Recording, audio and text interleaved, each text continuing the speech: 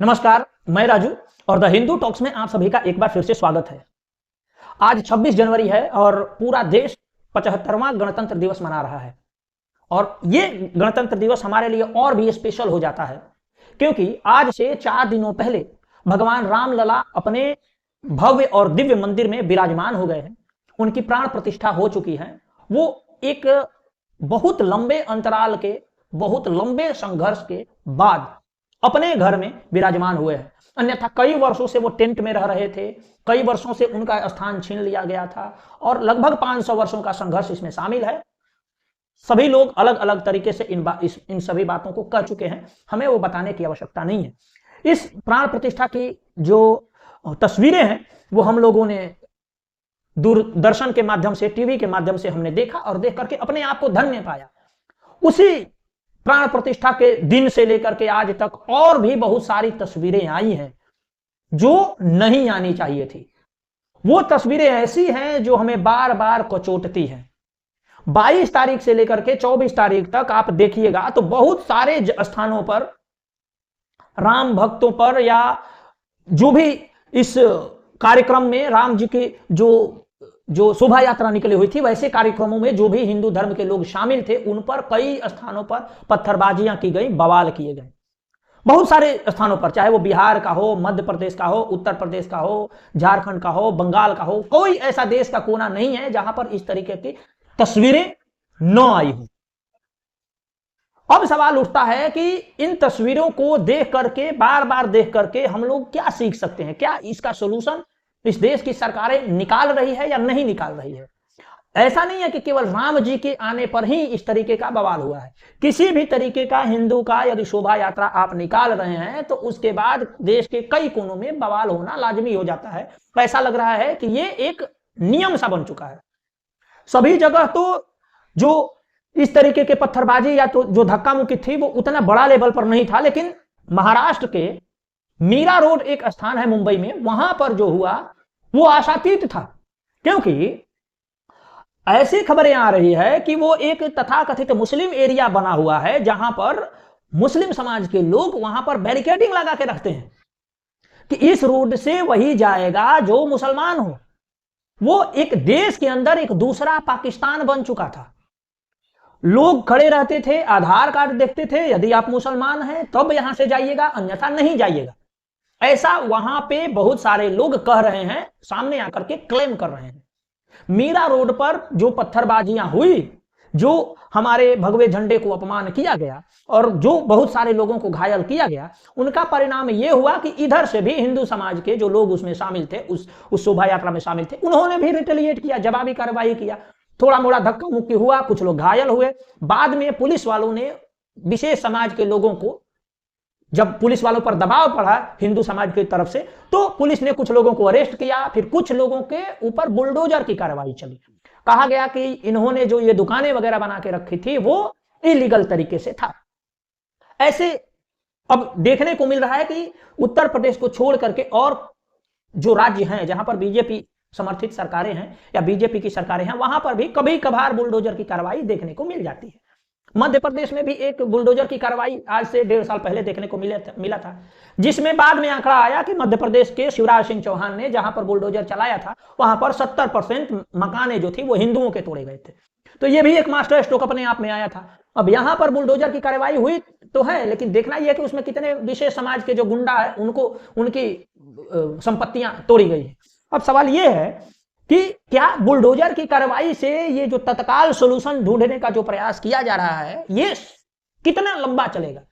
क्या इससे ये कंट्रोल होगा या सरकारों को इसे कंट्रोल करने के लिए, इन दंगों को कंट्रोल करने का कोई एक तरीका सोचने की आवश्यकता है? ये तो आपस में दो विचारों के बीच में कॉन्फ्लिक्ट है। एक और कॉन्फ्लिक्ट आया जो मैं मध्य प्रदेश के उज्जैन का घटना बता रहा हूं। वहां पर एक चौक पर जो तथाकथित भीम आर्मी के जो लोग हैं और दूसरे समाज के जो लोग हैं, पटेल समाज के और जाट समाज के जो लोग हैं, वो लोग आपस में टकरा गए और एक चौक पर भीमराव अंबेडकर की मूर्ति लगेगी या पटेल की मूर्ति लगेगी, इसके लिए आपस में कॉन्फ्लिक्ट हो गया। और ये कन्फ्लिक्ट इतना बढ़ गया कि दूसरा जो समाज था, दूसरे जो तबके के लोग थे, उन्होंने पटेल की जो मूर्ति लगा दी थी, उस मूर्ति को ट्रैक्टर लगा करके ढाया गया।